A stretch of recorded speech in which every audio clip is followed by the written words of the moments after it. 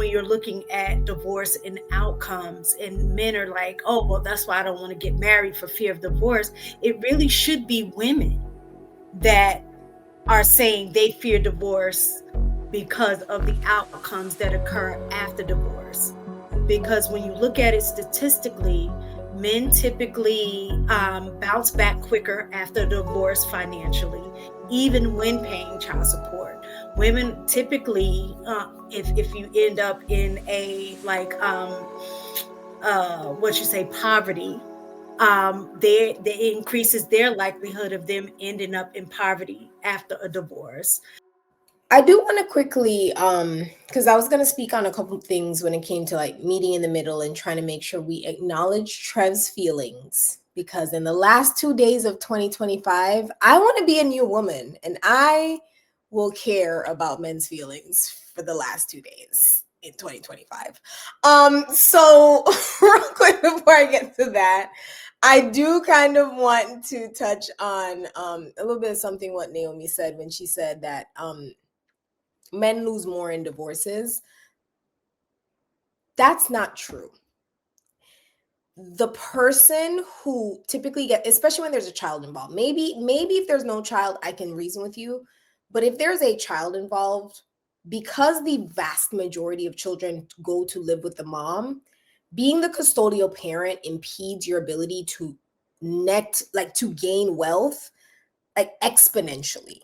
Like when a person is the custodial parent, they cannot work overtime. They typically are restrained by children's activities. They typically have all these other things they have to do that they have to make the child the priority. And because that is most often the woman, and when they divorce, she gets custody. No, he does not suffer more.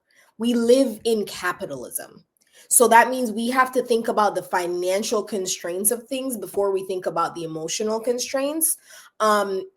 So yeah, before we think about that, and that is a huge effect on a woman. You cannot say men suffer more in a divorce. No, they do not. Both parties suffer. Both parties are heartbroken.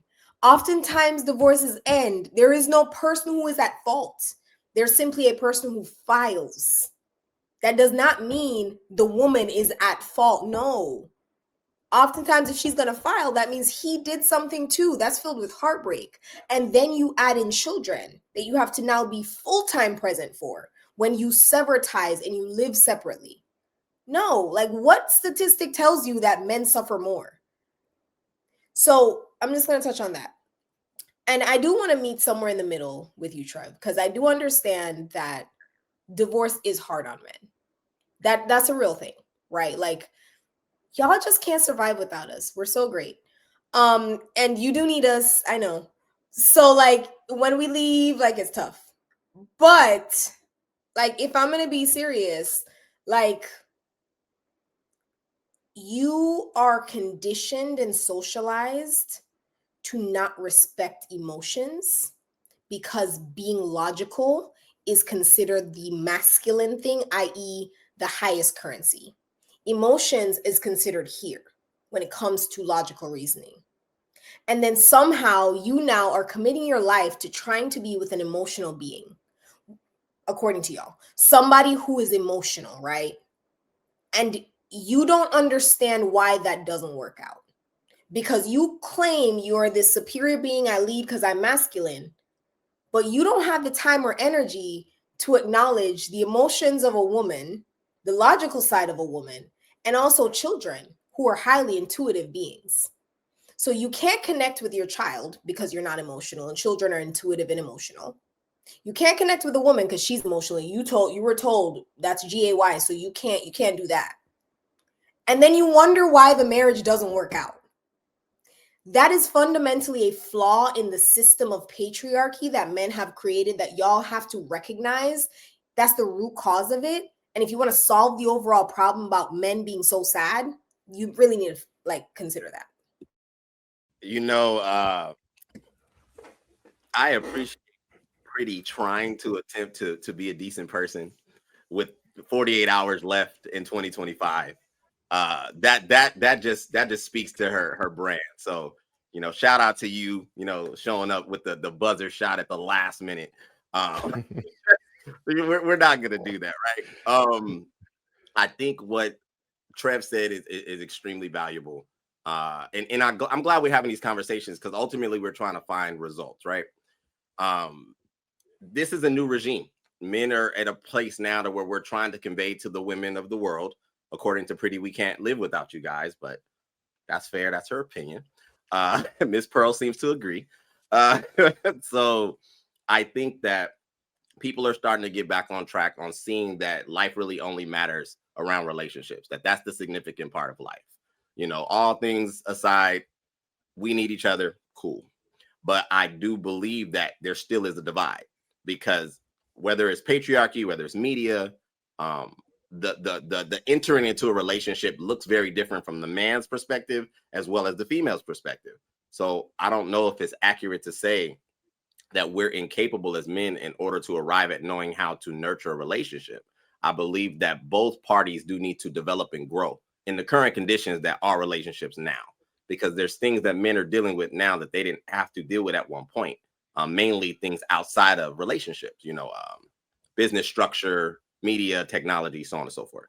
And we have a class of women who are arriving at a place to where they're bringing different things. From what I remember growing up, most men didn't even really socialize with women outside of instruction.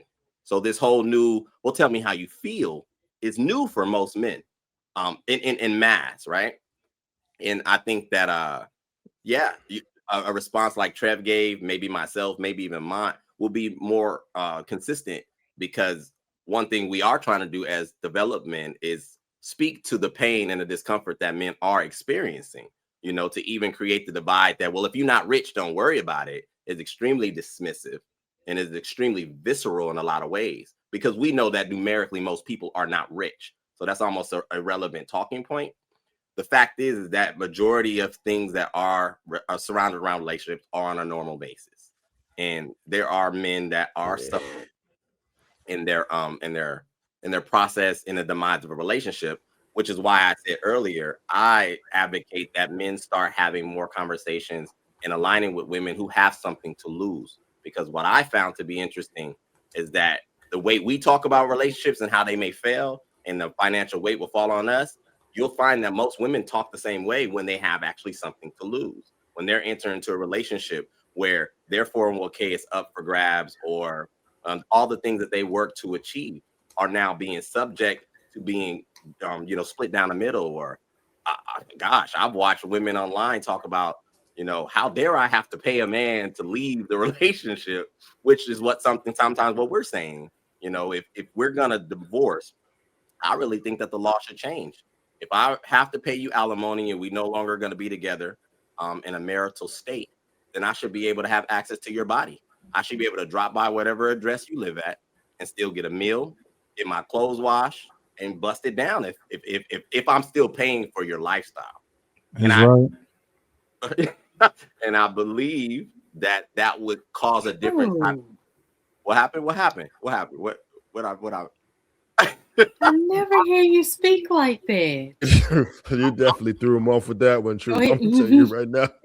I mean, it's logical because I don't disagree, right? Per se, right? But I'm just saying you definitely threw them off saying that. Oh, I think he was trying to finish. no, but you good. It's cool. It's just logical. If we're going to stay tied to the man or the person with the resources, then I feel like, okay, cool. Well, you can go ahead and go down the merry way, but we're going to stay connected financially. I still need access to all the things that do make you great, since we are incapable of living without you guys. And I'll let. I just so so speaking to what Pretty was saying earlier, again, and Trev, True, you brought it up again about the alimony, and that was her point before, is that we're using these celebrity or these people that are making this amount of money that will be paying alimony, which is not going to happen for the average person. And even when it does happen, alimony is not permanent. Usually it's anywhere from 1 to 5 years, right? So that that shouldn't even be a thing that men should concern. Most men, majority of men, should even concern themselves with in regards to divorcing and thinking that they're going to have to continue to pay for a woman's lifestyle through alimony. Yeah. What's a guarantee? And then another thing is that they mix up alimony and child support. Those are two different things, right? When people are getting divorced, they're looking at, oh, they try to substitute child support as alimony and continuing to finance a woman's lifestyle, which is not the case.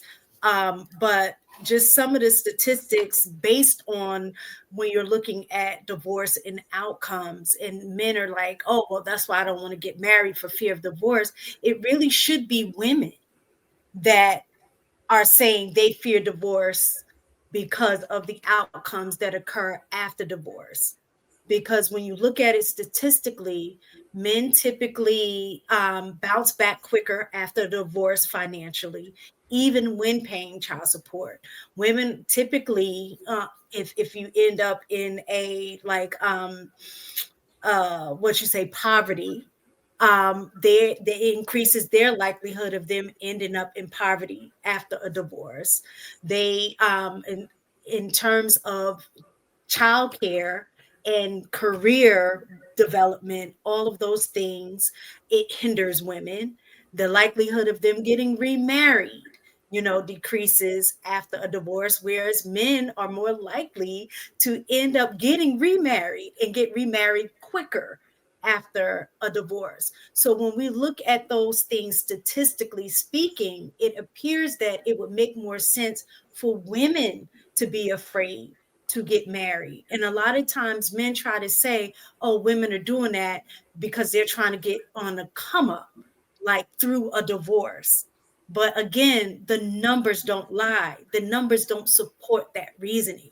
So that's all I'm saying is just that if we're looking at it from a logical sense, it would make more sense for women to be very cautious about getting married for the potential of it leading to divorce.